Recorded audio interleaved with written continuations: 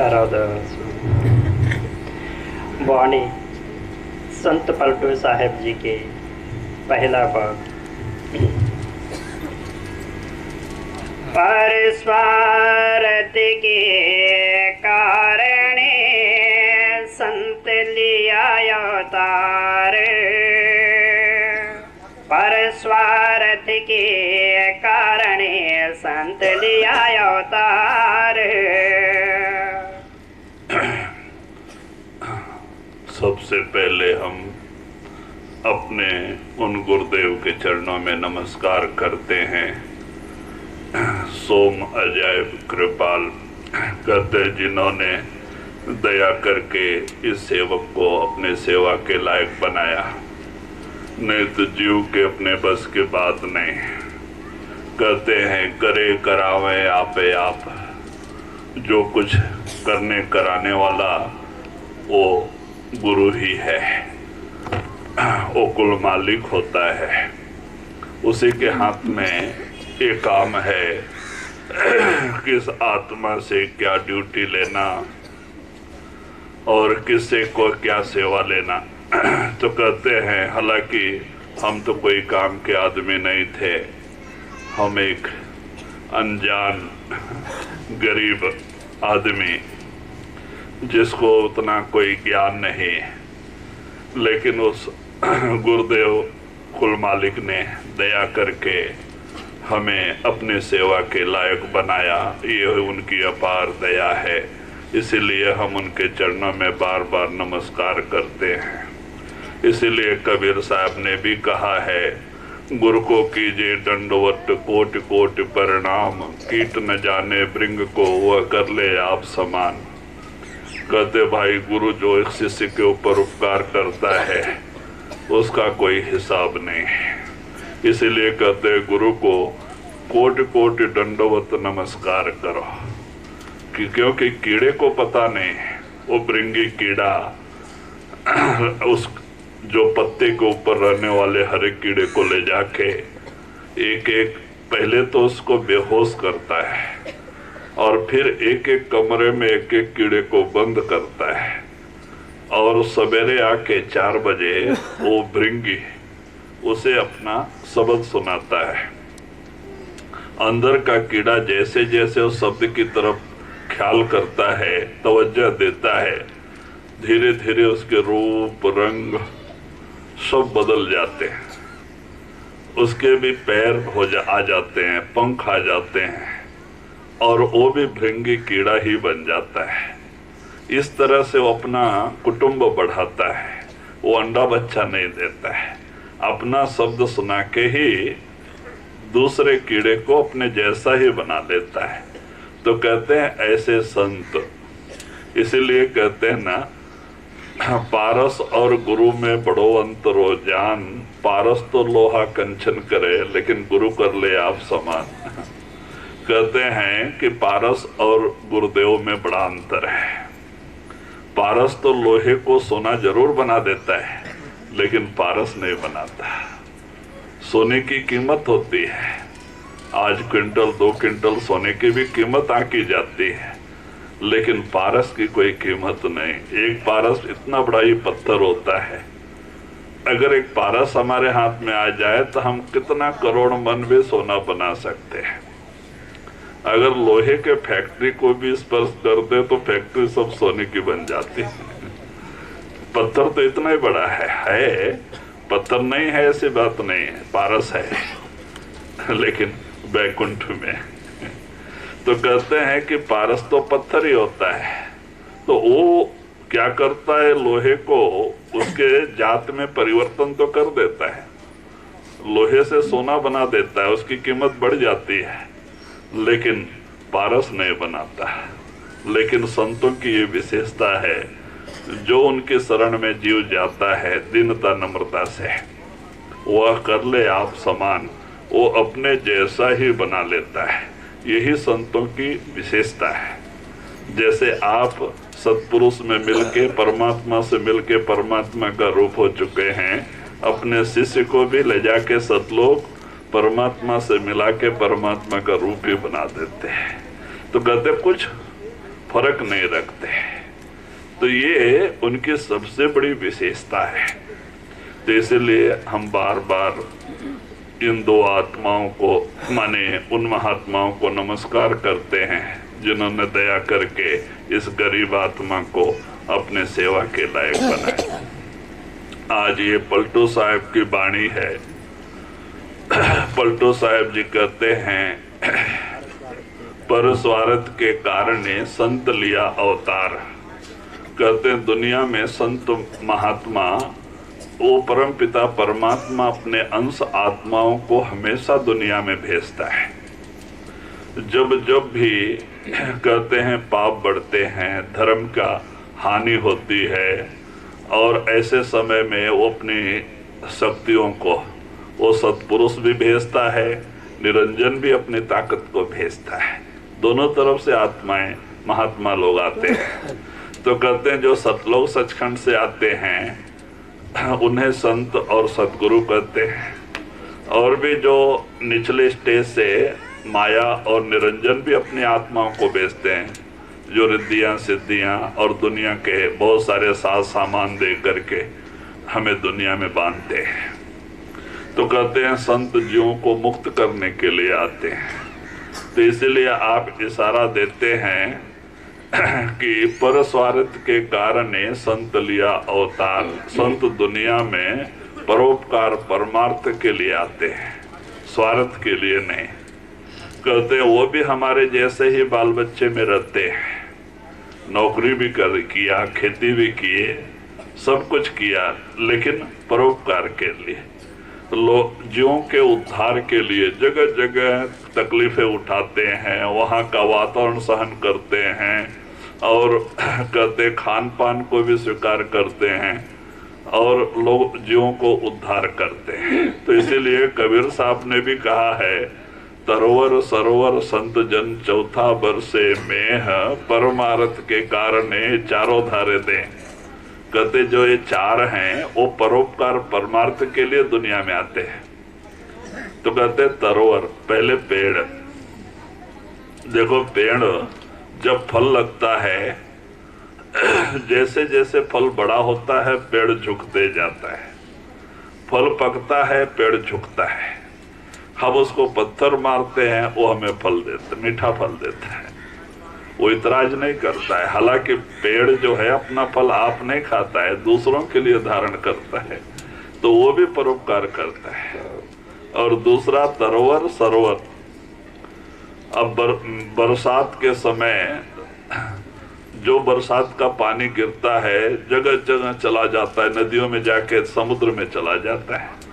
तो जो छोटे छोटे तालाब हैं उन पानियों को इकट्ठा कर लेते हैं, अपने अंदर जमा कर लेते हैं। तो सरोवर जो है, तालाब जो है, अपना पानी आप नहीं पीता है, दूसरों के उपकार के लिए वो पानी को जमा करता है।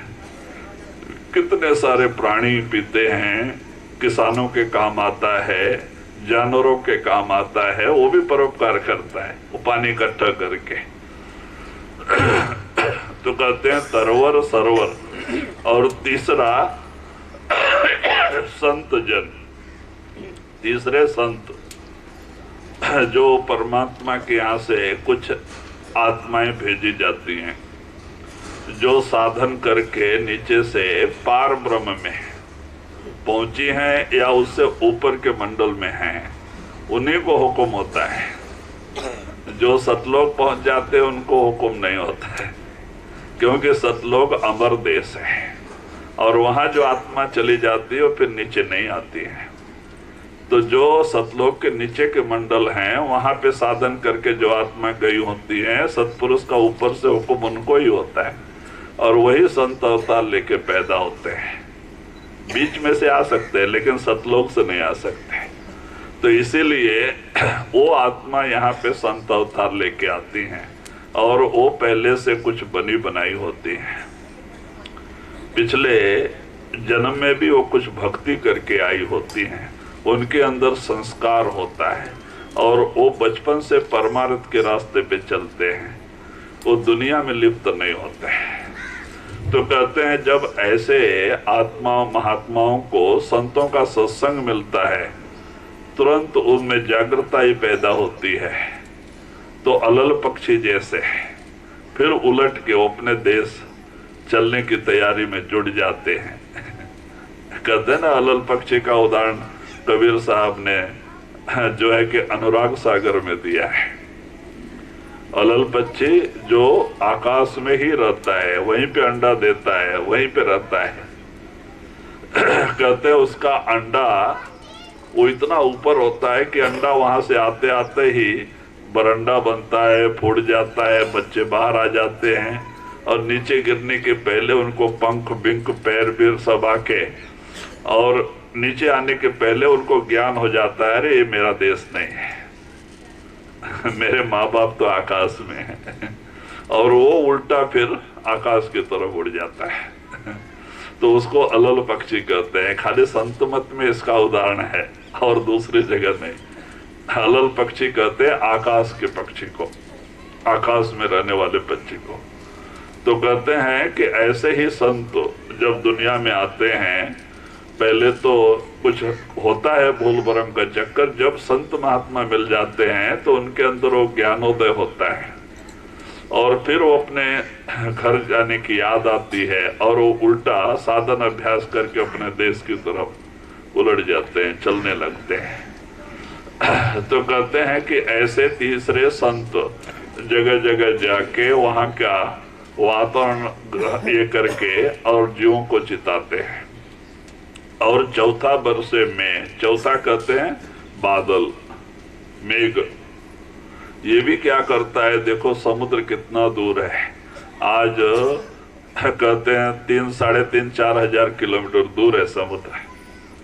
अब वहां से पानी उठा के बादल लेके आता है, कितना दूर से उठा के लेके आता है, और जहां तहां बारिश गिराता है। वो भी परोपकार करता है। अगर बारिश ना गिरे हम प्यासे मर जाए, किसानों की खेती उजड़ जाए, जानवरों को भी पानी ना मिले, तो कहते हैं कि ये भी परोपकार के लिए ही अपना शरीर धारण करते हैं। देखो बादल कितने दूर से, समुद्र का खारा पानी होता है, बाग के जरिए वो जमा करके मीठा पानी लेके आता है, और जगह जगह बरसात गिरा के हमारे फसल और कहते हैं कुएं, बावड़ी, बोर सब ये होते हैं। तो जिससे माने किसानों को भी फायदा होता है, दूसरे प्राणियों को भी पीने का पानी मिलता है। तो कहते हैं इसलिए वो भी एक परोपकार के लिए अपना शरीर धारण करते हैं। तो इसीलिए वही आप कहते हैं, पर स्वार्थ के कारण संत लिया अवतार।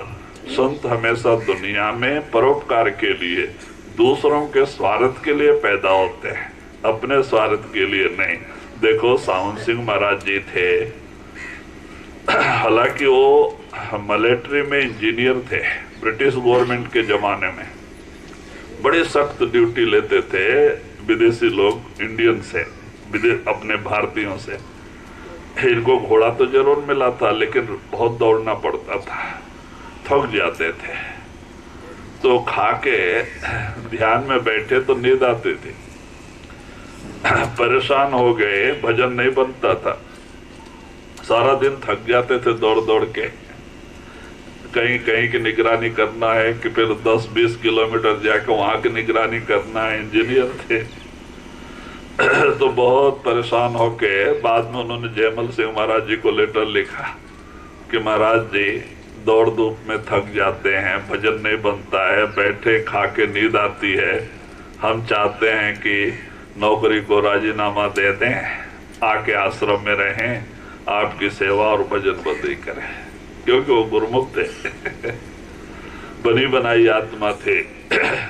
तो बाद में जयमल सिंह महाराज ने कहा कि बेटा अगर आप ऐसा करोगे तो आपको एक जन्म और लेना पड़ेगा, क्योंकि आपके कुछ कर्म इसी तरह से जाना है, कटना है। तब से उन्होंने फिर वो ख्याल ही अपने दिल से निकाल दिया कि जब अभी 5 साल सर्विस बाकी थी, उसी समय जयमल सिंह महाराज शरीर छोड़ दिए, उनके नाम पे सारा वसीयत लिख के। तो कहते आप जाके वहां बड़े बैठे ब्यास में, लेकिन ड्यूटी नहीं छोड़ी। महीने में एक बार जाके मासिक सत्संग करके लोगों को नाम दान दे के आते थे। लेकिन सत्संग नहीं छोड़, माने कि ड्यूटी नहीं छोड़ी। 5 साल ड्यूटी पूरा किया, क्यों महाराज कहो को। और सावन सिंह महाराज ने, हालांकि उनके बड़ा परिवार थे, लेकिन कभी भी अपना पेमेंट ले जा करके अपने कुटुंब परिवार के हाथ में नहीं रखा। सीधा पेमेंट मिलता तो आश्रम में जाते थे महीने में एक बार, और जयमल सिंह महाराज जी के चरणों में रख देते थे। सारा पेमेंट गुरुदेव को अर्पित करते थे। तो महाराज जी जितना चाहिए उतना सेवा में लेके बाकी जो है अपने सेवादार से उनके घर में भेजते थे। लेकिन उन्होंने अपने हाथ से कभी अपने कुटुंब परिवार को अपना पेमेंट नहीं दिया।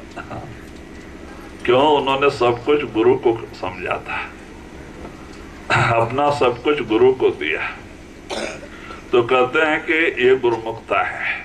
तो वही आप इशारा देते हैं कि परस्वार्थ के कारण संत लिया अवतार। संत दुनिया में परस्वार्थ के लिए, दूसरे कहते जीवों के उद्धार करने के लिए अवतार लेके दुनिया में आते हैं।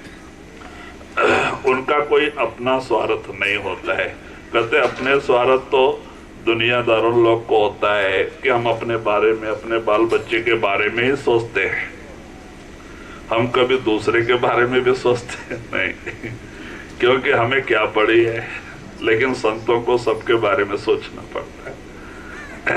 कहते हैं खाली हिंदुस्तान में नहीं, America, Africa, Japan, Germany, India, कहते हैं कि लंदन, सब जगह उनके शिष्य होते हैं। उन सब के बारे में सोचना पड़ता है।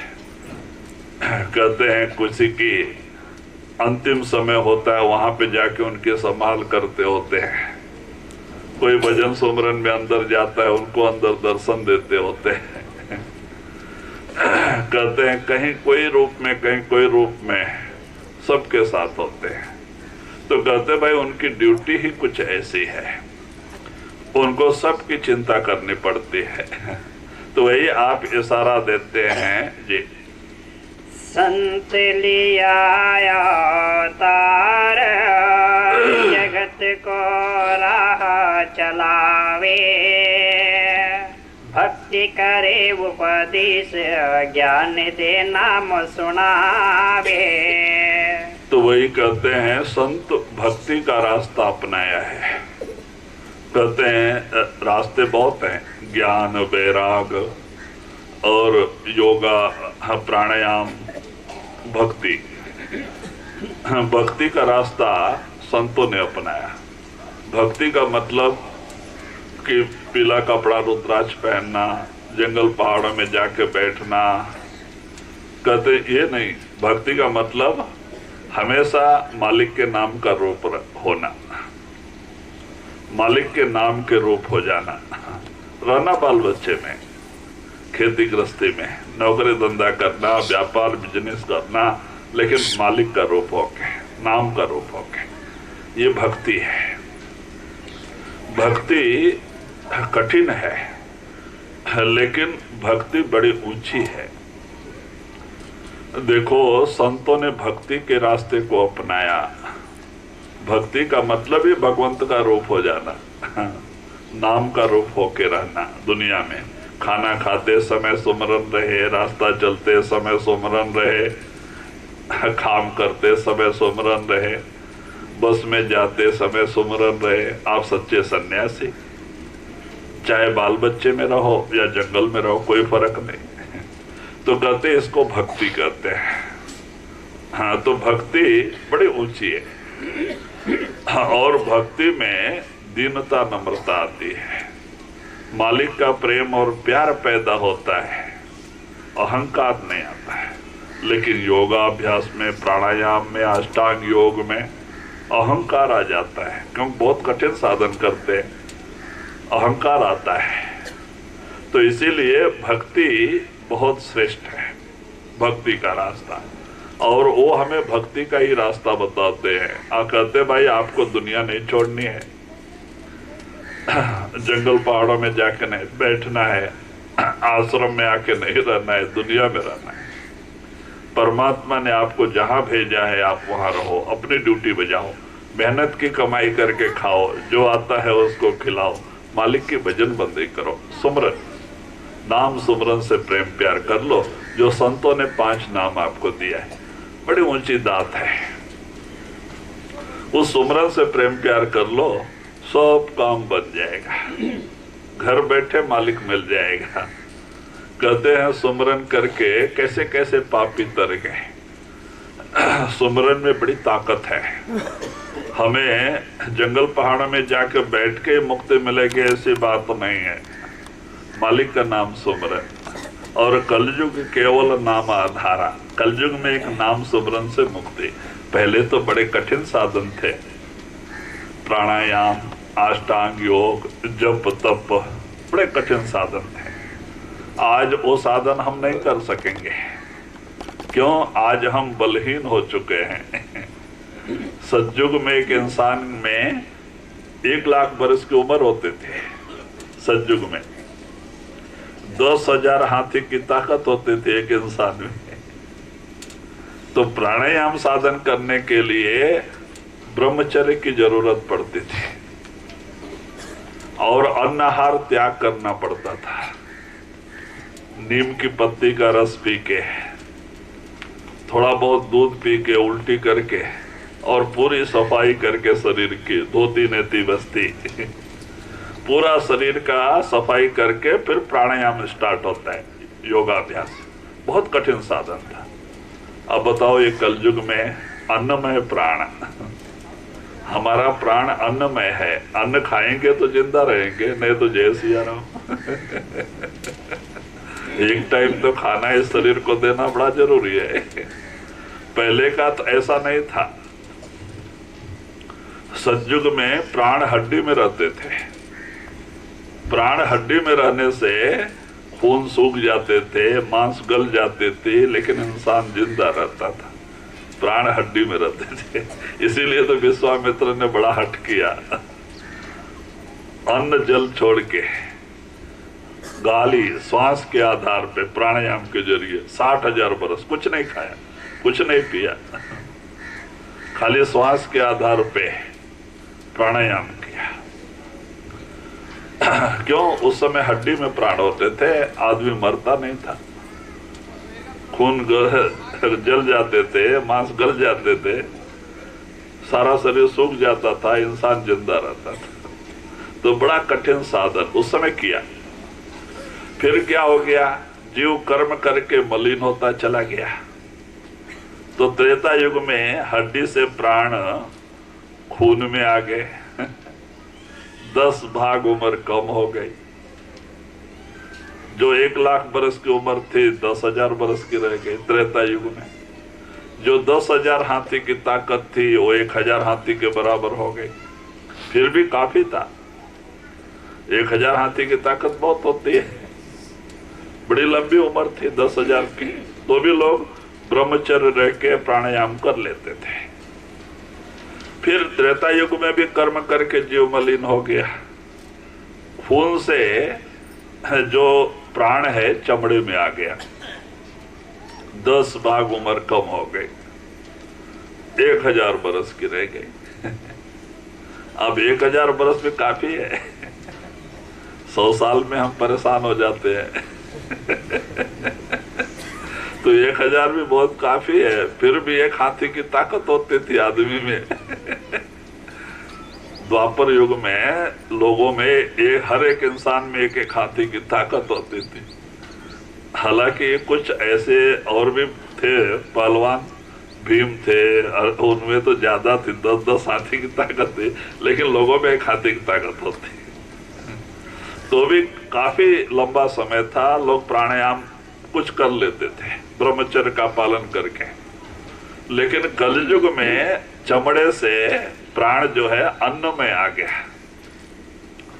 अन्न में आ गया, बाहर आ गया अन्न में। अब अन्न खावे तो हमारा शरीर चले। इसीलिए तो कहते अन्न छोड़ जो करे पाखंडा, ना मुंडा ना रंडा। अन्न छोड़ जो पाखंड करने को जाते हैं, ना दुनिया के न दीन के न मालिक के भक्ति के, दोनों तरफ के जाते हैं, किसी तरफ के भी नहीं होते। तो इसीलिए कहते हैं अभी अन्न में प्राण है, एक टाइम तो शरीर को देना ही पड़ता है।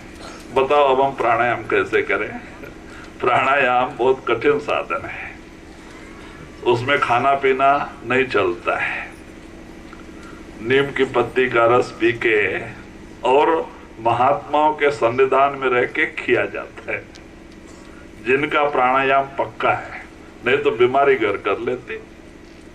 अभी एक प्रेमी था, हम आंध्र प्रदेश में निजामाबाद में सत्संग के लिए जाते हैं, तो वहाँ पे अपना आश्रम है निजामाबाद में, और हमारे आश्रम के बगल में एक गीता आश्रम है।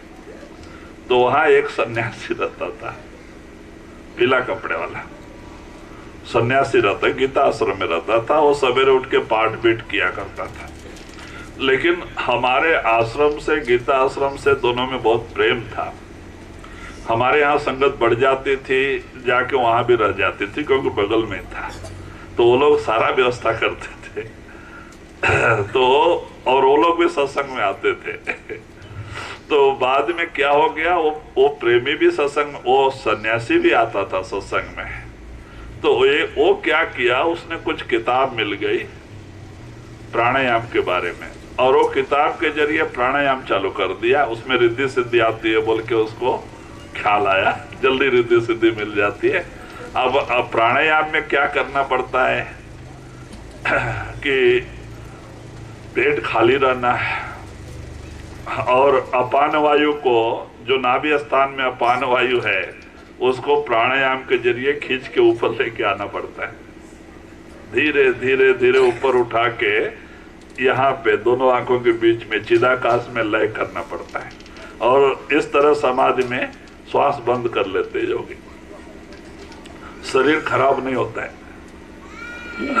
100-200 साल आप बैठे रहो, आपका शरीर थोड़ा भी खराब नहीं होगा।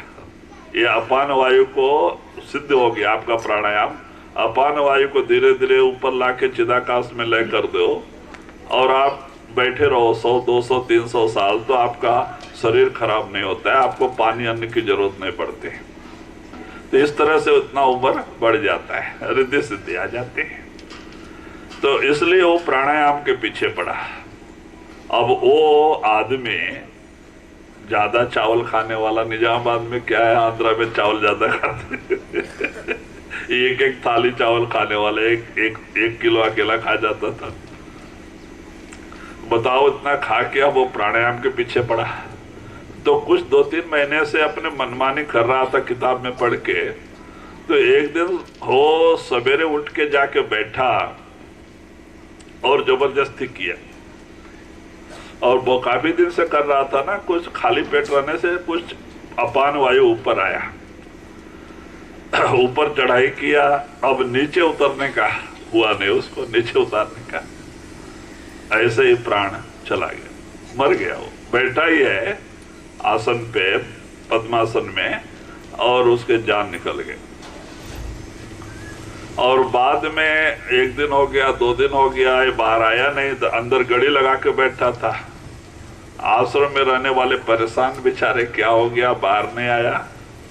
तो लोगों ने खिड़की तोड़ के देखा, तो ये ऐसे ही बैठा है शरीर, लेकिन तो सूझ गया। 2 दिन हो गया था मर के, शरीर सूझ गया था, हवा भर गया था। तो बाद में दरवाजा तोड़ के उसको बाहर देखा, गए अंदर, दरवाजा तोड़ दिए और अंदर गए तो देखे ऐसा ही बैठा था, और जान निकल गए थे। जैसे ही हाथ लगाया कि वो मुर्दा नीचे गिर गया। तो बाद में लोग पता चला, अरे तो मर गया, शरीर सूझ गया था उसका। तो कहते हैं जवान लड़का 35-36 साल का सन्यासी प्राणायाम के पीछे जान गवा बैठा। तो बहुत बुरी, माने कहने का मतलब कि उससे या तो बीमारी पैदा हो जाती है या तो प्राण के अपाय का ये होता है जबरदस्ती करने से। वो तो किसी जिसका सिद्ध हो चुका है उसके साथ रह के उसके बताए हुए इसके पर करना पड़ता है प्राणायाम, नहीं तो बड़ा मुश्किल होता है। तो वही आप इशारा देते हैं, भक्ति करे उपदेश ज्ञान दे नाम सुन। हाँ, संत हमें भक्ति का रास्ता बताते, बहुत सरल है। इसमें हमें घर मकान छोड़ने की जरूरत नहीं है, कपड़ा बदलने की जरूरत नहीं है, खान पान छोड़ के उपवास रहने की जरूरत नहीं। महात्मा कहते भाई दुनिया में रहो, मेहनत की कमाई करके खाओ, जो आता है उसको खिलाओ, मालिक की भजन बंद, सुमरन भक्ति के पीछे पड़ो, नाम सुमरन करते रहो, यही भक्ति है जी। प्रीत बढ़ावे जगत में धरनी पर डोले, कितनो कहे कठोर बचन वे अमृत बोले। तो वही आप पलटू साहब जी कहते हैं, क्योंकि पलटू साहब ने भी 17 साल प्राणायाम साधन किया है, वो योगी थे। बाद में उनको संत महात्मा मिले, हमारे अजैब सिंह महाराज जैसे। फिर उन्होंने प्राणायाम छोड़ के सुरत शब्द का अभ्यास किया और फिर अभी वो भक्ति के बारे में समझा रहे हैं, जिन्होंने बहुत सारा योगाभ्यास में निकाला था। तो वही आप इशारा देते हैं कि संत भक्ति करे उपदेश, और कहते हैं दुनिया में जगह जगह जाते हैं और कोई उनकी निंदा करे, कोई स्तुति करे, दोनों तरफ वो ख्याल नहीं करते, दोनों को गले लगाते हैं। कहते हैं संतों में ये भावना नहीं होती है कि ये अपने हैं, ये पराये हैं, ये पापी है, ये पुण्यवान है, ये शत्रु है, ये मित्र है। कहते हैं जो भी उनके दरबार में आता है, सत्संग में बैठता है, सब पे उनकी एक ही दया दृष्टि होती है। वहां जैसे अपने वालों के ऊपर वैसे पराये वालों के ऊपर ये संत दयाल होते हैं। वहां आके कुछ फायदा ही मिलता है, कोई नुकसान नहीं होता है। तो संत हमेशा लोगों के अंदर प्रेम और प्यार पैदा करते हैं, क्योंकि संत हमेशा बताते हैं कि हमारी आत्मा का भी प्रेम रूप है, परमात्मा भी प्रेम रूप है, और आत्मा परमात्मा से मिलने का जो रास्ता वो भी प्रेम ही है।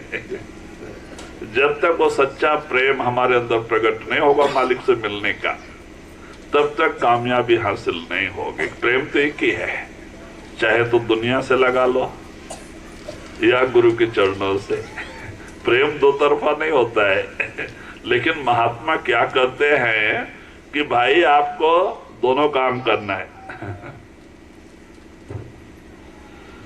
दुनिया भी कारोबार करते हुए भक्ति करना है। तो हमें शंका हो सकती है, कैसे हो सकता है? जब हम दुनिया में रहेंगे तो दुनिया से प्रेम प्यार भी करना पड़ता है। लेकिन महात्मा कहते नहीं, हो सकता है। आप अपने अंदर दृढ़ संकल्प निश्चय कर लो, दुनिया झूठी है, नासवान है, ये हमारा संबंध 4 दिन का है, ये काल के धोखे हैं। और दुनिया से अपना प्रेम प्यार हटा लो, सदगुरु के चरणों में डालो, और सब कुछ गुरु का समझ के करो। हमारा नौकरी धंधा भी गुरु का है, हमारे बाल बच्चे भी गुरु के हैं, हमारा खेती गृहस्थी भी गुरु का है, हमारा सब कुछ गुरु का है। उनका समझ के उनको अर्पित कर दो, गुरु का समझ के आप करो। जैसे एक नौकर है, मालिक नौकर को रखता है दुकान में, नौकर सब काम करता है, अच्छी तरह से करता है, जवाबदारी से करता है। अगर मालिक को 10 लाख का फायदा हो गया, नौकर को कोई खुशी नहीं, उसको तो पेमेंट से मतलब है, मालिक थोड़ी उसको देगा। अगर मालिक को 10 लाख का नुकसान हो गया तो नौकर को कोई दुख भी नहीं क्योंकि उसे तो पेमेंट से मतलब है। तो कहते हैं ऐसे ही अगर हमने सब गुरु को अर्पित कर दिया दुनिया बढ़ गया, गुरु का बढ़ गया। हर दुनिया में कुछ कमी हो गई तो गुरु का गया। तो अपने दिल पे उसका प्रभाव नहीं पड़ता है। तो कहते हैं कि हमारा प्रेम प्यार गुरु के चरणों से। क्यों? तो इस तरह से रह के भी हम बाल बच्चे में रह सकते हैं। जैसे एक नौकर दुकान में रहता है, सारा कारोबार करता है, जवाबदारी से करता है, ऐसे हम भी गुरु के नौकर बन के कहते भाई क्यों हम गुरु के पास क्यों जाते हैं? अपनी आत्मा के उद्धार के लिए, इस भवसागर से पार होने के लिए, इस घोर दुख से छुटकारा पाने के लिए। ये कौन सा दुख है? पैदा होना मरना, पैदा होना मरना। देखो कितना बड़ा दुख, मुसीबत है। 9 महीने पैदा होने में भी तकलीफ होती, नरक भुगतना पड़ता है। मरने में भी तकलीफ होती है, बड़ा दुख होता है। कहते इस दुख से छुटकारा पाने के लिए हम संतों के शरण में जाते हैं। संत क्या करते हैं? हमारी जवाबदारी लेते हैं। वो खाली नाम ही नहीं देते, नाम दे करके जिस दिन से वो हमें शब्द से जोड़ते हैं, हमारा लेखा जोखा धर्मराज से अपने हाथों में लेते हैं संत। उस दिन से जवाबदारी गुरु की हो जाती है। लेखा जोखा सब गुरु के हाथ में आ जाता है और शब्द रूप बन के हमारे अंदर बैठ जाते हैं संत। तो उस दिन से हमारा डिपार्टमेंट चेंज हो जाता है। पहले तो धर्मराज के डिपार्टमेंट में था हमारा कर्मों का लेखा जोखा। अब गुरु के हाथ में आ गया। अब अंत समय में इसलिए संतों को ही आना पड़ता है, यमदूत नहीं आते। क्यों? डिपार्टमेंट चेंज हो जाता है जिस दिन नाम मिलता है। तो कहते हैं कि धर्मराज के डिपार्ट से आपका लेखा गुरु के डिपार्ट में आ गया है, तो आपकी जवाबदारी गुरु के हाथ में है। तो इसीलिए लास्ट टाइम में उस आत्मा को ले जाने के लिए गुरु खुद आप आता है। वो कभी नहीं छोड़ता है। सारी दुनिया साथ छोड़ दे लेकिन गुरु नहीं छोड़ता। इसीलिए तो कबीर साहब ने भी कहा है, सोना काई ना लगे लोहा घुन नहीं खाए, भला बुरा जो गुरु भगत कबो नरक न जाए।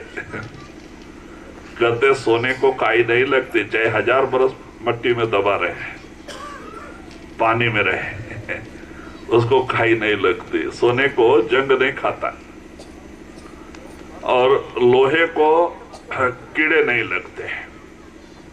ऐसे ही एक संतों का जीव अगर वो बुरा भी हो जाता है लेकिन वो नरक में नहीं भेजते हैं। क्या करते हैं? अंत समय जो नाम लेके रास्ता छोड़ जाते हैं, गुरु को भी राजीनामा दे देते हैं।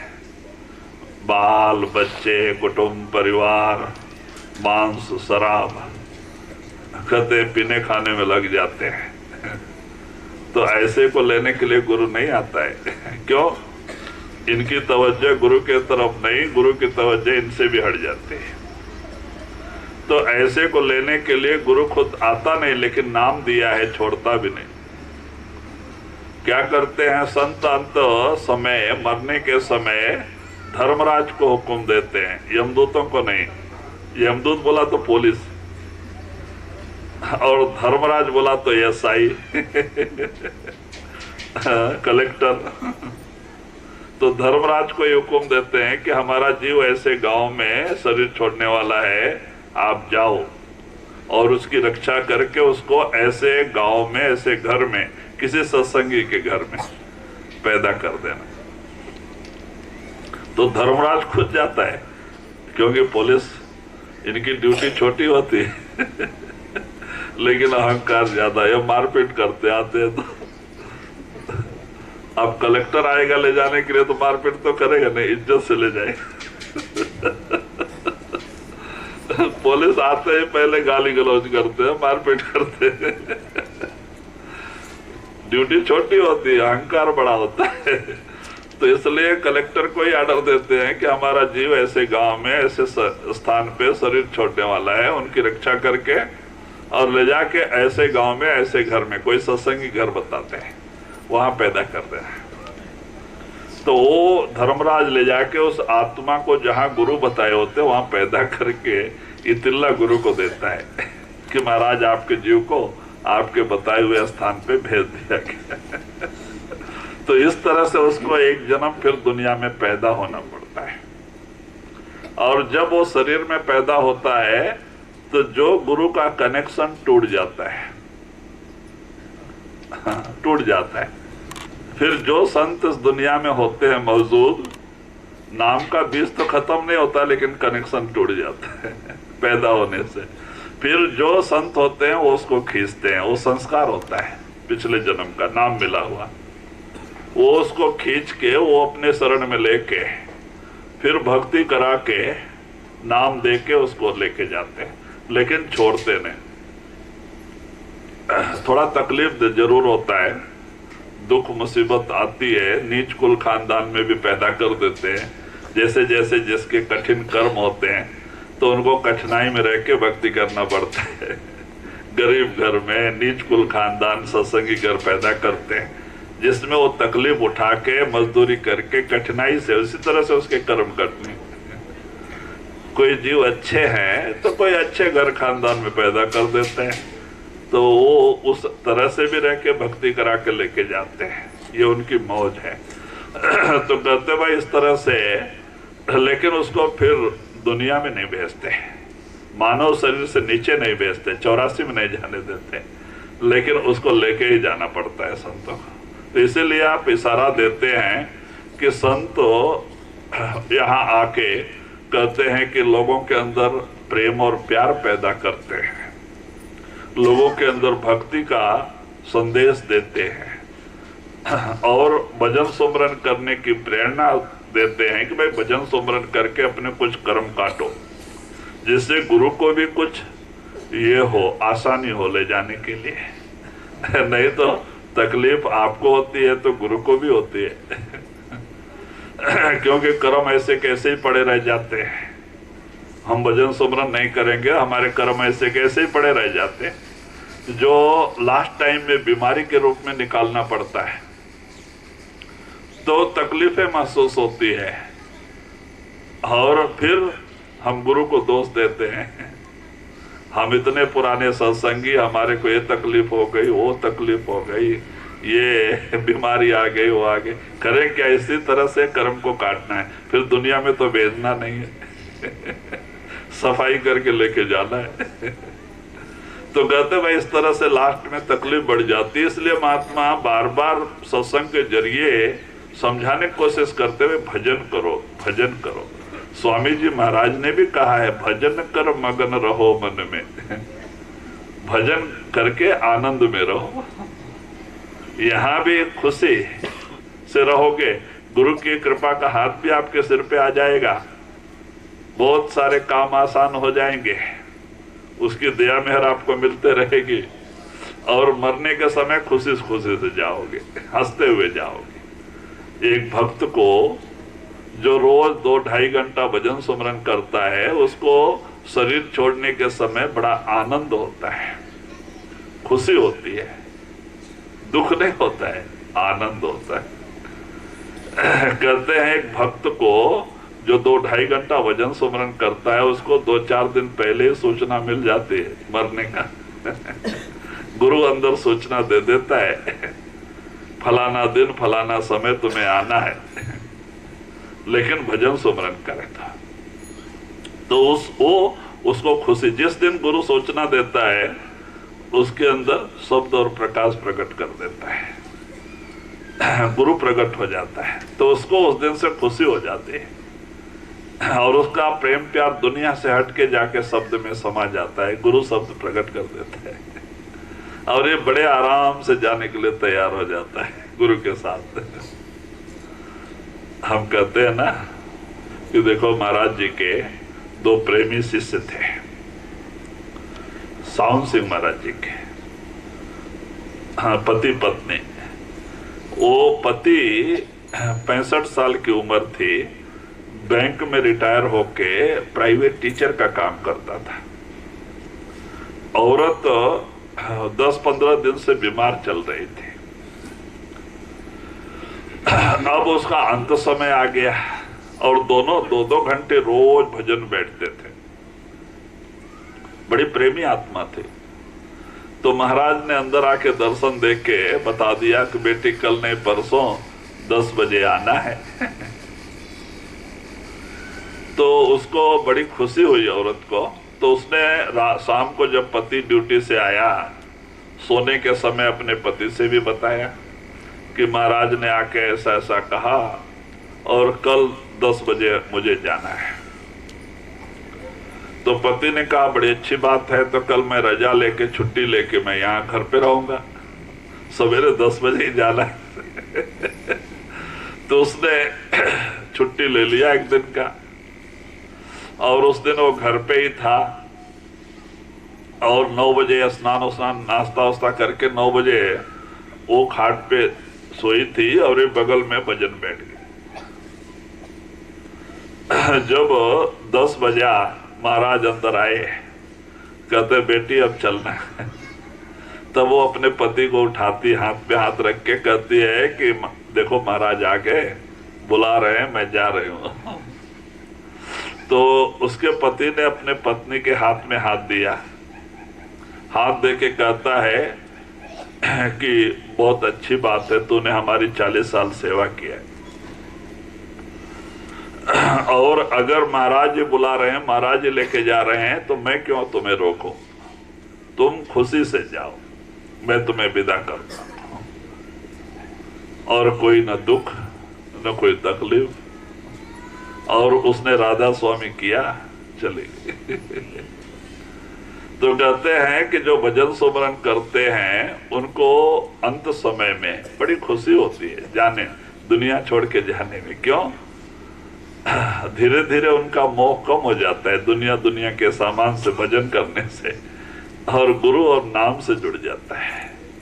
तो उनको सब छोड़ के जाने में कोई दिक्कत नहीं होती है, बड़े खुशी से जाते हैं। इसीलिए तो कबीर साहब ने भी कहा है, जा मरने से जग डरे मेरे मन आनंद, कब मरी हो कब पाई हो पूर्ण परमानंद। कहते जिस मरने से दुनिया डरती है, एक भक्त को आनंद होता है कि कब मरेंगे, कब खटपट से छुटकारा मिलेगा। अब वो अपने सदगुरु के चरणों से आनंद के स्रोत में जाके हमेशा के लिए समा जाएंगे, गुरु से फिर बिछोड़ा नहीं होगा, उस आनंद के स्रोत में रहेंगे। तो उनको खुशी होती है। दुख किसको होता है? जो भजन सुमरन नहीं करते, दुनिया के सामान से प्रेम प्यार लगा के बैठे हैं, मेरा मेरा मेरा मेरा।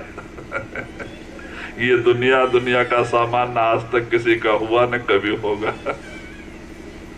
ये अंत समय में धोखा दे देता है। जब दुनिया का सामान साथ छोड़ने लगता है, बड़ा दर्द होता है, बड़ा दुख होता है। क्यों? हमने इनसे प्रेम प्यार किया है, हम छोड़ के जाने को तैयार नहीं होते।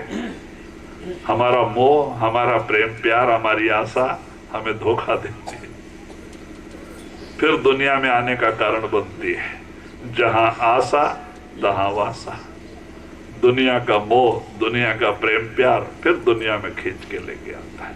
महात्मा कहते भाई, आस एक सत्य नाम की, दूजी आस निराश। गुरु नानक जी कहते हैं तुम्हें आशा करनी है, नाम की आशा करो।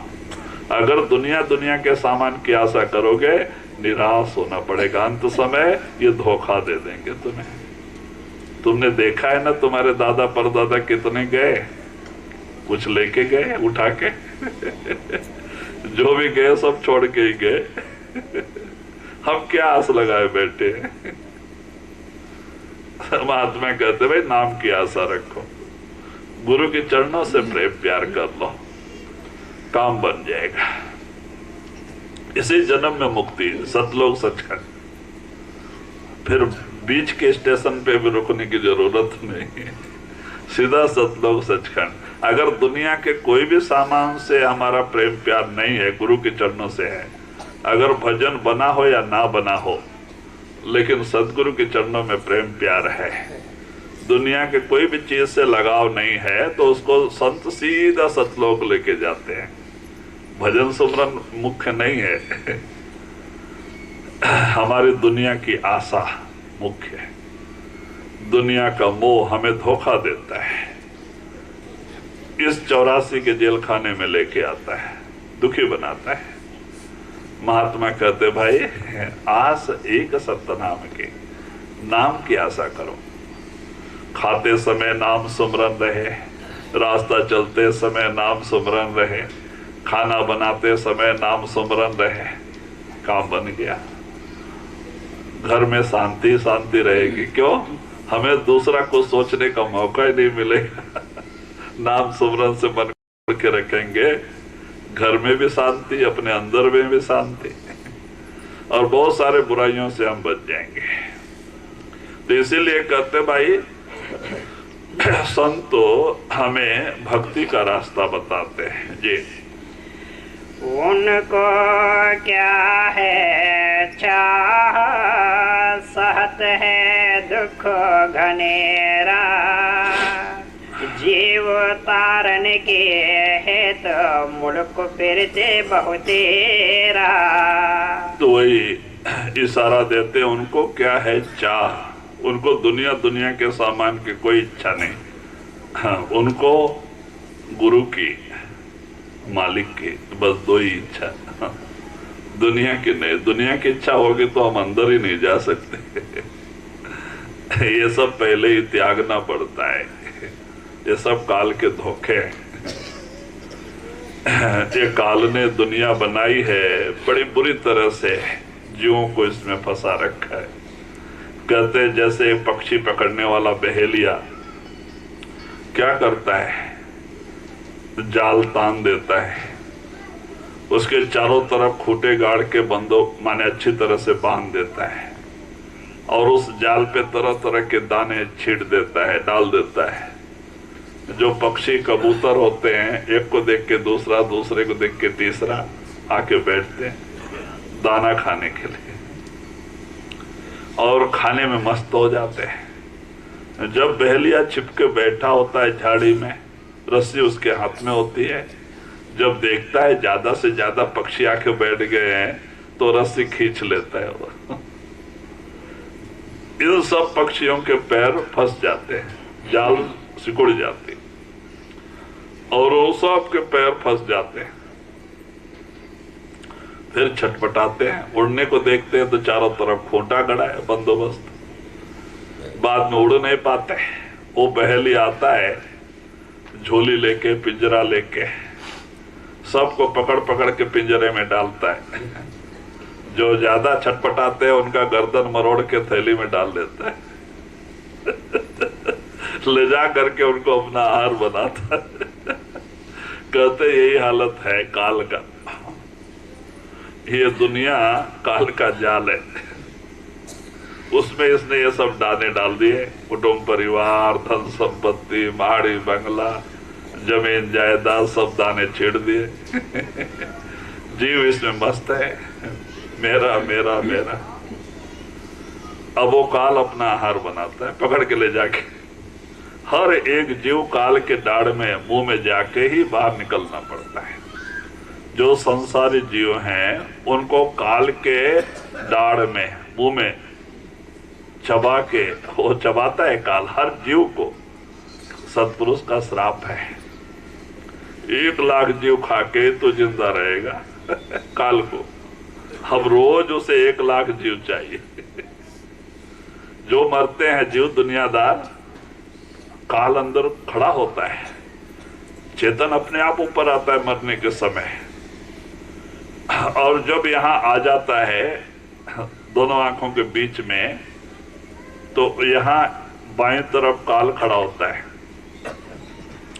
दाहिने तरफ सतगुरु खड़े होते हैं। अब वहां फैसला होता है जीव किसका है। जो भजन सुमरन नहीं कर पाए हैं तो वहां फैसला हो जाता है। अगर गुरु का शिष्य है तो वो गुरु उसको संभाल लेते हैं, पकड़ लेते हैं, आत्मा को अंदर अंदर ही ऊपर लेके जाते हैं, सहस्त्रदल कमल में रखते हैं, सूक्ष्म शरीर में। फिर दुनिया में पैदा नहीं होने देते। अगर काल का है तो काल पकड़ के उसको मुंह में लेता है, चबाता है पहले जीव को। अभी ये पूरा मरा नहीं होता है, उस समय इसकी बड़ी दर्द होती है, छटपटाता है, आंख से पानी गिरता है, पसीना गिरता है, मुंह में लेके फिर बाद में निकालता है आत्मा को, और बाद में फिर धर्मराज के पास जाता है। तो हर जीव काल के मुंह से निकल के जाना पड़ता है। इसीलिए तो कहते हैं बड़ा तकलीफ होता है मरने में भी, पैदा होने में भी। इसीलिए इसको भव रोग कहा है संतों ने। पैदा होना मरना, पैदा होना मरना, यही भव रोग है जिसमें जीव गोते खा रहा है। आज से नहीं है, जब से दुनिया बनी है तब से। इसीलिए महात्मा कहते हैं हम गुरु के पास क्यों जाते हैं? इस भवसागर से पार होने के लिए, दुख से छुटकारा पाने के लिए। तो हमारा भी फर्ज है कि गुरु के चरणों से प्रेम प्यार करें, नाम से प्रेम प्यार करें, हम अपने घर चलने की तैयारी करें। यह घर अपना घर नहीं है, ये देश अपना देश नहीं है, ये काल और माया के धोखे हैं, और ला के जीव को बड़ी बुरी तरह से इसमें बांध दिया है। जो जीव बेचारा 84 का चक्कर गोते लगा रहा है, खा रहा है, भवसागर इसी को कहते हैं। 84 में पेड़ पौधों के शरीर में, कीड़े मकोड़े के शरीर में, पशु पक्षी के शरीर में जाके कर्म का हिसाब चुका रहा है जी। पलटो सतगुरु पाएगे, दास भया निर्वार, पर स्वार्थ के कारण संत लिया अवतार। तो वही आप इशारा देते हैं, पलटू सतगुरु पाएगे, दास भया निर्वार। हाँ, कहते हैं पलटू साहब जी कहते हैं मुझे सतगुरु मिल गया, मेरा बेड़ा पार हो गया। तो कहते जब सदगुरु मिल जाए बड़े भाग्य से, हम बार बार कहते हैं करोड़ों जन्मों के पुण्य हो में तो मानव शरीर मिलता है। उस प्रभु परमात्मा की कृपा होवे तो ही संतों का समागम मिलता है। जिस आत्मा को परमात्मा, जिस आत्मा के ऊपर परमात्मा को दया आती है और जिस आत्मा का उद्धार करना चाहता है, ऐसे आत्माओं को ही वो संतों के शरण में भेजता है। और संतों का परमात्मा से कनेक्शन होता है, और ये इसे भी शब्द से जोड़ के उसकी जवाबदारी लेके परमात्मा के पास भेजते हैं। तो कहते ये उसकी कृपा से है, वो परमात्मा की कृपा से होता है। जीव के अपने बस की बात नहीं है कि वो संतों के शरण में चला जाए, क्योंकि मन अंदर बैठा है, ये काल का एजेंट है, और ये हमेशा धोखा देता है। महात्मा हमेशा यही कहते हैं, देखो भाई इस दुनिया में तुम्हारा शत्रु कोई नहीं। अगर तुम्हारा कोई शत्रु है वो तुम्हारे अंदर बैठा, तुम्हारा मन। उसका कहना मत मानो, गुरु का कहना मानो, इसी जन्म में मुक्त है। मन का कहना मानोगे वो कभी भक्ति करने ही नहीं देगा। वो तो ये झूठे दुनिया की आशा, झूठे दुनिया से प्रेम प्यार लगा के तुम्हें इसमें उलझा के 84 का चक्कर लगवाएगा। मन का काम ही है, क्योंकि उसके मालिक का उसको हुक्म है, कोई भी जीव हमारे कंपाउंड से निकल के जाने नहीं पा रहे, वो पूरी लड़ाई लड़ता है। तो इसीलिए स्वामी जी महाराज ने इशारा दिया है, सतगुर कहें करो तुम सोई, मन के कहे चलो मत कोई, यह भव में गोते दिलवावे, सतगुरु से बेमुख करवावे, मित्र न जानो बैरी पूरा, सतगुरु से यह डारे दूरा। कहते इसको मित्र मत समझो, यही तुम्हारा शत्रु है। गुरु का हुक्म मानो, सत्संग में जो संत कहते हैं उसको मानो, उसके ऊपर अमल करो। क्योंकि सत्संग सुन के हम इस कान से सुन के इस कान से निकाल दें, कितने बरस भी सत्संग रूपी तीर्थ में स्नान करे कोई फायदा नहीं भाई। जब तक सत्संग सुन के उस पर अमल नहीं करेंगे, उस पर मनन नहीं करेंगे, अमल नहीं करेंगे, उसके अनुसार अपनी रहनी नहीं बनाएंगे, सत्संग क्या करेगा? और इंसान के अंदर परिवर्तन नहीं आएगा। अगर हम महात्माओं के बताए हुए रास्ते पे चलने की कोशिश करते हैं महात्मा भी हमारी मदद करते हैं और हमारे अंदर परिवर्तन आना ही आना है। अगर गुरु के हुक्म में चलेंगे हमारे अंदर परिवर्तन आना ही आना है। एक नर नारायण बन जाता है, एक इंसान महात्मा बन जाता है। कहते भाई गुरु का हुक्म माने था, गुरु के हुक्म में चले था। तो इसीलिए कहते भाई सत्संग बड़ी ऊंची चीज है। कहते हैं सत्संग सम तीर्थ नहीं कोई जहां मनमंजन होई। सत्संग के समान कोई बाहरी तीर्थ नहीं। बाहरी तीर्थों में तो शरीर के मैल निकलते हैं, स्नान करने से शरीर के मैल उतर जाते हैं। लेकिन जो हम सदियों से कर्म करते आए हुए हैं उन कर्मों की मैल हमारे मन पे अंदर बैठी हुई है। उस मैल को धोने की ताकत इन तीर्थों में नहीं है, वो तो साधु संतों के वाक्यों में है, जिसको सुनने से हमारे कुछ पाप कटते हैं, मन का भार हल्का होता है, मन की मैल कटती है। सत्संग सुन के हमारे कुछ पाप कटते हैं। तो कहते हैं कि सत्संग से बड़ा कोई तीर्थ नहीं, लेकिन सत्संग के ऊपर अमल करना चाहिए। महात्मा हमारे भले की कहते हैं। हम रात दिन दुनिया में दुखी देख के हाय हाय करते देख के ही संतों को जीवों को देख के दया आती है और हमें सुखी होने का रास्ता बताते हैं कि भाई सुखी होने का रास्ता एक ही है।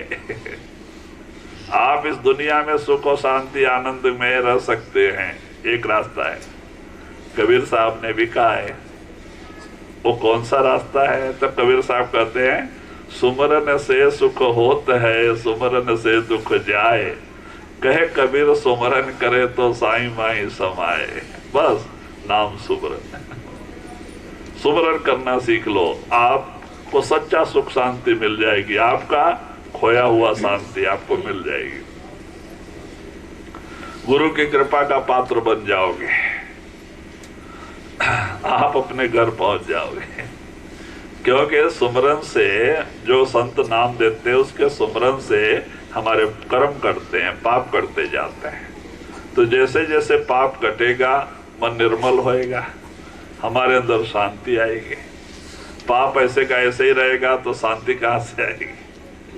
हमेशा मन में अशांति रहेगी।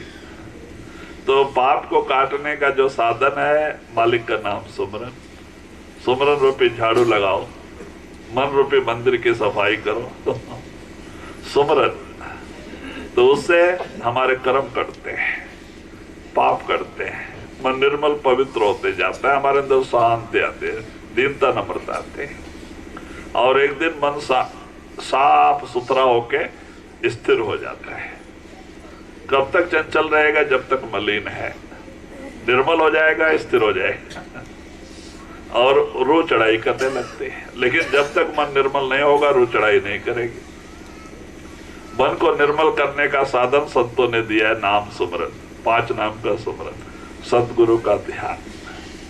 कहते अगर ये करेंगे जरूर हमारे अंदर परिवर्तन आएगा ही। हमारा आचार विचार व्यवहार सब चेंज हो जाएगा। हमें सच्चा सुख शांति अपने अंदर मिल जाएगी। गुरु के दया का हाथ हमारे सिर पे आ जाएगा, फायदा ही फायदा है। और एक दिन मालिक का नाम सुमरन करने से मालिक के पास जाके समाएंगे। दुनिया का सुमरन करते हैं फिर दुनिया में पैदा हो जाएंगे, जहां आशा तहां वासा। दुनिया का सुमरन, दुनिया का मोह दुनिया में लेके आ जाएगा। मालिक का नाम सुमरन और मालिक से प्रेम प्यार मालिक में मिलाएगा। बस इतना ही फर्क है। तो महात्मा कहते भाई दुनिया में रहो, बाल बच्चे में रहो, लेकिन दुनिया का बन के नहीं। दुनिया झूठी है, ये नासवान है, काल का धोखा है। नाम का बन के, गुरु का बन के रहो। इसी जन्म में मुक्ति, फिर आगे आपको फिर आने जाने की जरूरत नहीं। इसी जन्म में सतलोक सचखंड। जब आपका गुरु के चरणों से प्रेम प्यार हो जाएगा, नाम से प्रेम प्यार हो जाएगा, आप उसी में जाके समाओगे, मालिक में जाके समाओगे। अगर दुनिया से रहेगा तो दुनिया में आना पड़ेगा, किसी से पूछने की जरूरत नहीं। जहां मन जिस तरफ झुका है, मन में जिस तरफ का प्रेम प्यार है वहीं पे जाएगा। हम तो शरीर को बैरागी बना लेते हैं, जंगल पहाड़ों में जाके बैठ जाते हैं, बाल बच्चे को भी छोड़ देते हैं, लेकिन मन में दुनिया भरी पड़ी होती है। दुनिया की इच्छा, मान बढ़ाई की इच्छा, धन दौलत की आशा। अब दुनियादार में वही चीज है। हम सन्यासी बन के जंगल बैठ के अगर उसी चीज की इच्छा करते हैं, कहाँ जाएंगे? मन में जो चीज भरी होगी, आशा भरी होगी, वहीं पे पैदा होंगे। मन में दुनिया है, दुनिया में आ जाएंगे। शरीर को नहीं, ये तो मिट्टी का बर्तन है, इसको मुक्ति नहीं। इसीलिए तो कबीर साहब ने इशारा दिया है, मन ना रंगाए जोगी, रंगाए जोगी कपड़ा। हे योगी, मन को उस मालिक के नाम के रंग में रंगना था, तो तुमने कपड़ा रंगा लिया। कपड़े को मुक्ति नहीं मिलती, भगवान नहीं मिलता है। अरे वो फट जाएगा, फेंक देंगे, दूसरा पहन लेंगे। शरीर को मुक्ति नहीं, शरीर तो मिट्टी का बर्तन है ये। जब तक आत्मा बैठी है, इसकी शोभा है। जिस दिन आत्मा इस पिंजरे को खाली कर देती है, ये तो मिट्टी है, मिट्टी पड़ा रह जाता है, कुछ हिलता विलता नहीं। तो कहते हैं मिट्टी का बर्तन है, आत्मा के रहने का मकान है, लेकिन इसको मुक्ति नहीं। इसको तो ले जाके हमारे लोग जला देते हैं, जल के 2 मुट्ठी राख बन जाती है। मुक्ति मन को, आत्मा को। तो इसीलिए कहते हैं मन को उस मालिक के नाम के रंग में रंग लेना, और हमें दुनिया में रहना, शरीर से सारा कारोबार करना, बाल बच्चे में रहना, सारा जवाबदारी। तो आपका बाहर का भी जवाबदारी पूरा हो जाती है, कर्जा चुक जाता है, और परमार्थ का भी काम बनते जाता है। जी। धुन आने जो गगन की, सो मेरा गुरुदेव। धुन आने जो गगन की, सो मेरा गुरुदेव। सो मेरा गुरुदेव, सेवा में करी होवा की। शब्द में है गलता न अवस्था ऐसी जाकी। फिर वही पलटू साहब जी इशारा देते हैं कि जो धुन आने जो गगन की, सो मेरा गुरुदेव। कहते हैं जो हमारे अंदर 10वें दरवाजे में धुनकार दे रहा है, वो शब्द और प्रकाश को हमारे अंदर प्रकट कर दे। गुरु क्या करता है? गुरु हमारे अंदर जो सदियों से अज्ञान रूपी अंधेरा है, उसको दूर करके अंदर प्रकाश कर देता है।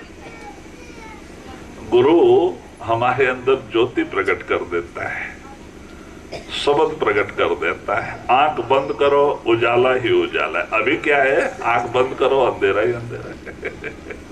स्वामी जी महाराज ने कहा है ना, जग में घोर अंधेरा भारी, तन में तम का भंडार। दुनिया में अंधेरा ही अंधेरा है। अंदर आंख बंद करो, अंदर भी अंधेरा ही अंधेरा है, अज्ञान रूपी अंधेरा। तो हम सोच सकते हैं, अरे महाराज बाहर तो बड़ा उजाला है, लोग कारोबार कर रहे हैं। कहते हैं कि ये उजाला सूरज के जरिए है, रात को चांद के जरिए है, लेकिन ये आपकी आंखें के उजाले नहीं है। देखो, आप बंद कमरे में बैठे होते, रात को बिजली चली जाती है, आपकी यही आंख होती है ना, क्या दिखाई देता? अरे आंखें अंधी है। ये तो अंधी है।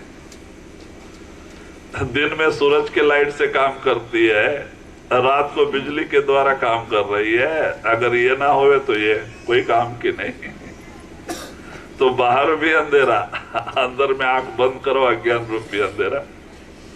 तो जब गुरु की कृपा से ज्योति और नाद प्रकट हो जाता है, आंख बंद करो, उजाला, बाहर भी उजाला हो जाता है।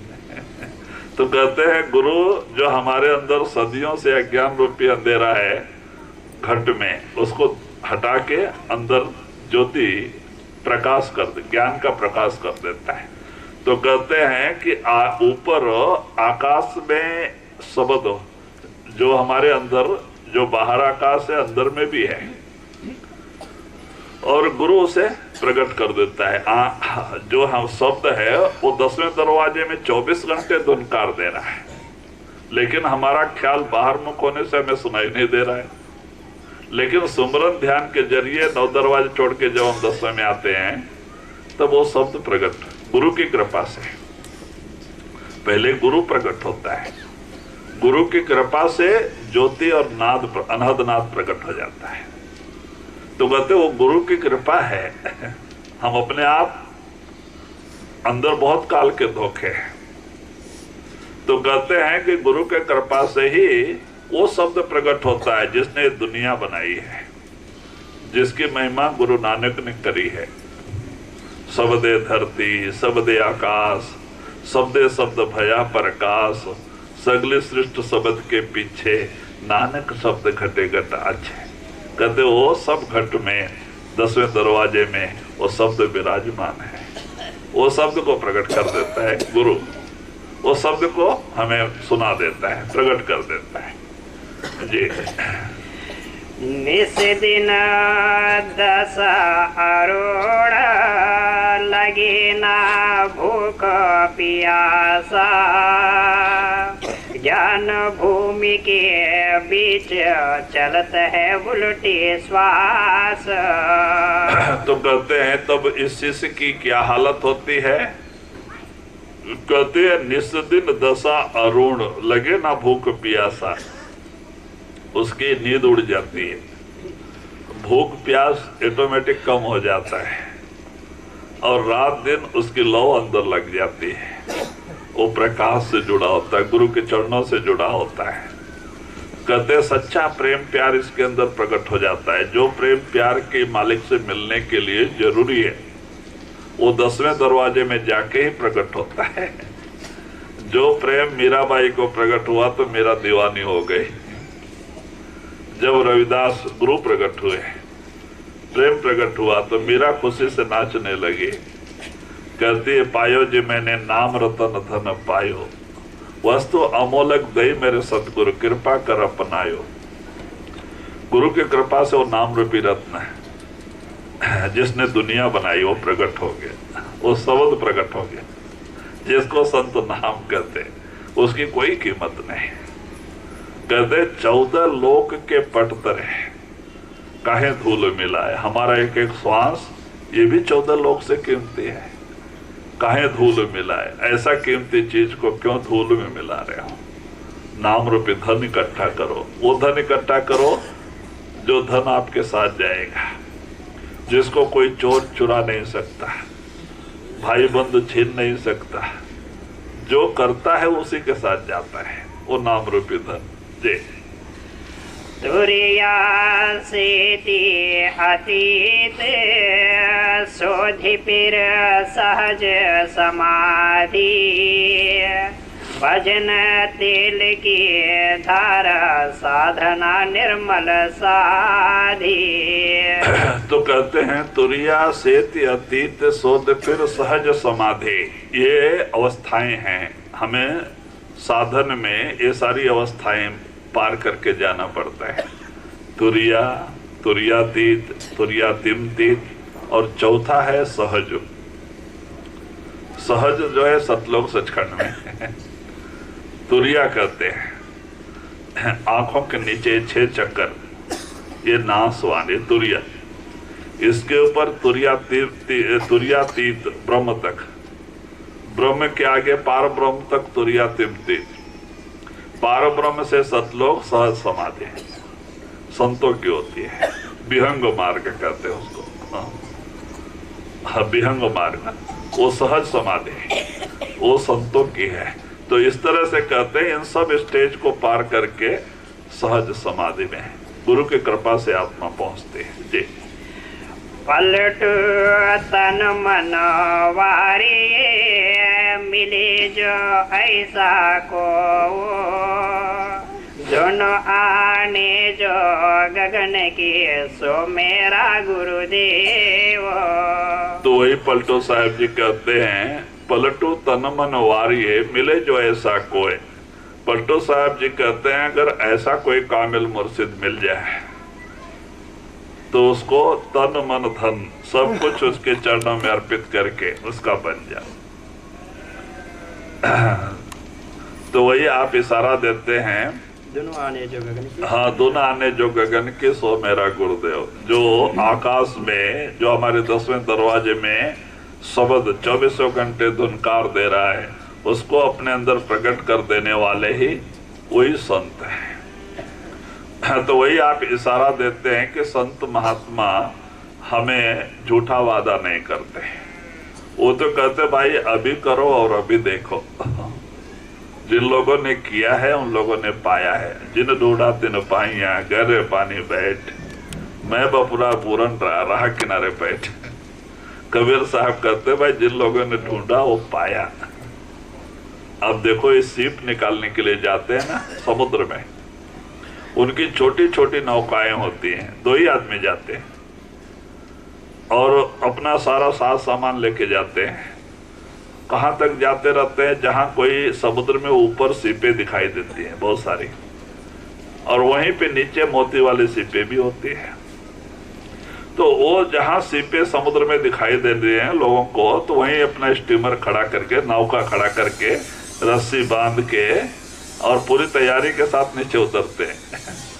अब समुद्र बहुत गहरा भी हो सकता है और समुद्र में 9 लाख प्रकार के जीव हैं, 1-2 तरह के नहीं, 9 लाख प्रकार के शरीर हैं समुद्र में। अब दूसरे प्राणी इस प्राणी को खाने को आते हैं, ये इंसान को कीड़ा समझ के इसको खाने के लिए आते हैं। उसके साथ लड़ाई भी लड़नी पड़ती है, सीपे जो कुछ मिलता है उसको लेके झोली में डालना पड़ता है। और उसमें कुछ जीव वाले सीप होते हैं, कुछ मोती वाले सीप मिलते हैं, कुछ खाली रहते हैं। सब तो मोती वाले सीप नहीं होते। तो इस तरह से ऐसे मोती निकालने वाले को मरजीवा कहते हैं। उनको अपने जान की परवाह नहीं, अगर जान की परवाह हुए तो सीप मिलेगा नहीं। अब जैसे कोई नौका लेके गया सीप निकालने के लिए और समुद्र के किनारे बैठ के समुद्र को देख के डर गया, समुद्र किनारे बैठ के विचार कर रहा है इतना बड़ा समुद्र है, इतनी ऊंची ऊंची लहरें उठ रही हैं, मैं जाऊंगा डूब जाऊंगा, मेरे बाल बच्चे का क्या होगा, कुटुंब परिवार का क्या होगा, नौकरी धंधा खेती गृहस्थी का क्या होगा। अगर ये सारा विचार करते बैठे तो उसको जो समुद्र में उतरा ही नहीं उसको मोती मिलेगा। जो डर गया वो जो डूबने से डर गया और रह गया, उनको मरजीवा कहते हैं। मर के जिंदा मरा हुआ है, उनका जान का कोई भरोसा नहीं रहता है। समुद्र में डुबकी लगाना बहुत बड़ी बात है कि एक एक मछली से बड़ी कोई प्राणी नहीं। एक एक मछली 1-1 किलोमीटर लंबी होती है। मछली से बड़ा 84 लाख में कोई प्राणी नहीं। हमारे मछलीपट्टनम आंध्रा में मछली के आंख से गेट बनाए गए हैं, दो आंख से, जिसमें से लोड लारी बीरी सब जाते हैं। बताओ आंख इतनी बड़ी है तो मछली कितनी बड़ी रहे। मछलीपट्टनम उसका नाम ही है। और लारी के आंख, जो मछली के आंख है ना, उसके 2 द्वार बनाए गए रख के, और उसमें से लारी ओरी लोड लारी भी जाती है, बस भी सब जाते हैं बड़े बड़े। तो बताओ कितना बड़ा मछली, इतनी बड़ी आंख है तो उसका मछली कितनी बड़ी होगी। तो कहते हैं मछली से बड़ा 84 में माने कोई जानवर नहीं, कोई जात नहीं। तो एक एक मछली किलोमीटर तक की होती है। अगर वो स्टीमर जो जाते हैं ना, उनका एक ही रास्ता होता है, उसमें भी कंप्यूटर सिग्नल के जरिए वो एक ही रास्ते में जाते हैं। अगर कोई रास्ते में मछली आके खड़ी हो गई पहाड़ जैसे ही, स्टीमर नहीं जा सकता। जो सामान लेके जाते हैं ना एक देश से दूसरे देश को, बड़ी बड़ी स्टीमर होती है, नहीं जा सकती। अगर वो पोंछे भी मार दे तो स्टीमर पलटी हो जाएगी। तो ये लोग क्या करते हैं, उसमें ब्लेड लगा होता है, बहुत धार वाला ब्लेड होता है। तो वो चालू कर देते हैं। जब उसका शरीर को कुछ काटता है, वो ब्लेड बहुत बड़ा ब्लेड होता है, जब उसको कुछ काटता है तो उसको थोड़ा दर्द होता है तो आगे सरक जाते हैं तब जाके इनका रास्ता साफ होता है। नहीं तो अगर पोछे भी मार देना तो हम स्टीमर पलटी हो जाए इतने बड़े बड़े। अब बताओ इंसान की क्या बात है, ये भी एक कीड़ा बोल के इसको भी ले लग जाए तो उनको जान का बहुत ये खतरा होता है समुद्र में उतरना। 9 लाख प्रकार के जीव है अंदर। तो कहते इस तरह से मरजीवा कहते हैं ऐसे लोग को ही जो मरने की परवाह न करके अंदर जा करके ढूंढता है उसको मोती मिलते हैं। आज जो जान की चिंता लेके समुद्र के किनारे बैठ के समुद्र को देख के डर के और ऐसा करते उसको क्या मिले। तो वही कहते जिन्हें ढूंढा तिन पाइया गहरे पानी बैठो, मैं बपुरा बोरन रहा किनारे बैठ मैं तो किनारे बैठ के समुद्र को देख के ही डर गया तो मोती कहां से मिलेगा। तो कहते ऐसे ही वही आप इशारा देते हैं किस तरह से जो है कि भक्ति कठिन जरूर है, इसमें तन मन अर्पित करके गुरु का बनना पड़ता है तन मन धन सब गुरु का। हम गुरु को बन जाए, गुरु अपना बन जाता है, वो अपनी सारी बरकत लेके अंदर बैठ जाता है और कुछ नहीं करना। 2 रास्ता है, एक भजन सुमरन का, दूसरा शरण का। अगर ये शरण आ जाए तो बगैर भजन सुमरन के गुरु की कृपा मिल जाती है, लेकिन शरण बड़ा महंगा है, थोड़ा कठिन है अब बताओ, तन मन धन सब कुछ गुरु को देके गुरु का बनना कोई छोटी मोटी बात है। हम इतना उतना धन खर्चा कर देते हैं भंडारे में, ऐसा तो सोचते हैं, देने के टाइम पे भी विचार करते इतना दे देंगे इतना बचा लेंगे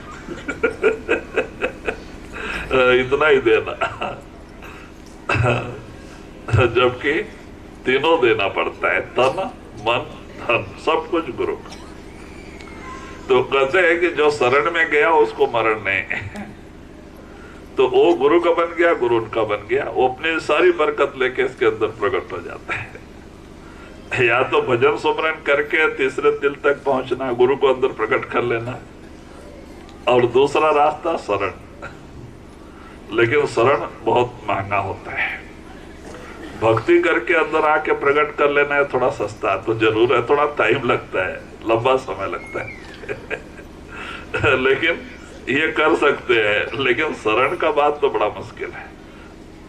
अगर गुरु को दे दिया तो आपको बहुत जागृताई से दुनिया में चलना पड़ता है कि हमारे मन में कोई विकार न आवे, क्योंकि ये गुरु का है हमारे शरीर से कोई ऐसे बोल चुक ना हो जाए, गुरु का है। हमारा धन कहीं ऐसे ना लग जाए, गुरु का है तो सब की आपको बहुत कुछ सोचना पड़ता है। तो कहते भाई इसीलिए शरण से भक्ति सस्ती है, लेकिन इसमें टाइम लगता है टाइम बहुत लगता है। ये 9 दरवाजे छोड़ के 10वें में आने में इसको पिपल का मार्ग, चींटी का मार्ग कहते हैं चींटी का मार्ग।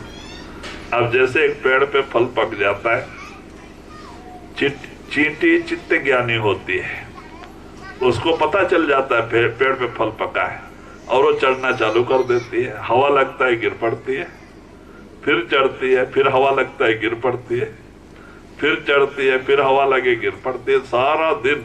लेकिन चींटी प्रयत्न नहीं छोड़ती, बहुत प्रयत्नशील होती है। चाहे 1 दिन 2 दिन निकल जाए, लेकिन वो चढ़ के फल तक पहुंचेगी जरूर, वो प्रयत्न नहीं छोड़ती है तो कहते हैं ऐसे अब फल तक जाके फल खाने तक उसको बेचारी को कितना लंबा संघर्ष करना पड़ा। ऐसे ही एक अभ्यासी को भी थोड़ा ख्याल स्थिर करके, नाम सुमरन ध्यान स्थिर करके प्रेम प्यार से करने से रूह चढ़ाई करने लगते हैं। दुनिया का कोई भी संकल्प मन में आया, रूह गिर जाती फिर जबरदस्ती मन को सुमरन ध्यान में जोड़ के थोड़ा प्रेम प्यार से करने से फिर धीरे धीरे जुम जुम हाथ पैर से रोज चढ़ाई करते। खाली एक पैर सुन हो गया तो ये ये भजन में नहीं समझना चाहिए। दोनों पैर दोनों हाथ एक ही साथ सुन्न होवे तो ध्यान लगा हुआ है, तो समझो भजन में हो रहा है। खाली एक पैर सुन्न हो गया तो आपका रक्त के चाप से भी हो जाता है, दबाव से भी हो जाता है। कोई कहता है क्या करे महाराज, एक तरफ सुन्न होता है। वो भजन का नहीं है भाई, वो तो आपके नस के दबाव से ऐसा सुन्न हो जाता है। अगर भजन से सुन्न होना है तो दोनों हाथ दोनों पैर चारों एक ही दफा चढ़ाई होती है, यही निशानी है।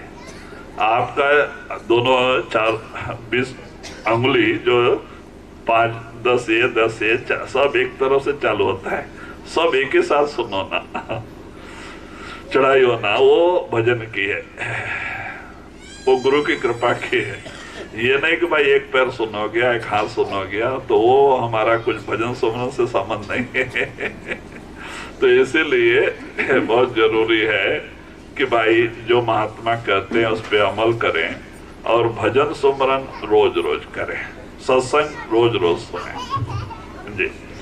पलटू तन मनवारी मिले जो ऐसा कोई, दोनों आने जो गगन की सो मेरा गुरुदेव। राधा